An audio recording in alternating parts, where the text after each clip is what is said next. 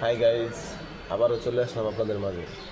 আমি আজকে দেখাবো আপনাদের হাইব্রিড এক্সিও গাড়ির তেলের ঢাকনা এবং বনাট কিভাবে খুলে, কোন জায়গা থেকে খুলে। চোখ রাখুন, পাশে থাকুন।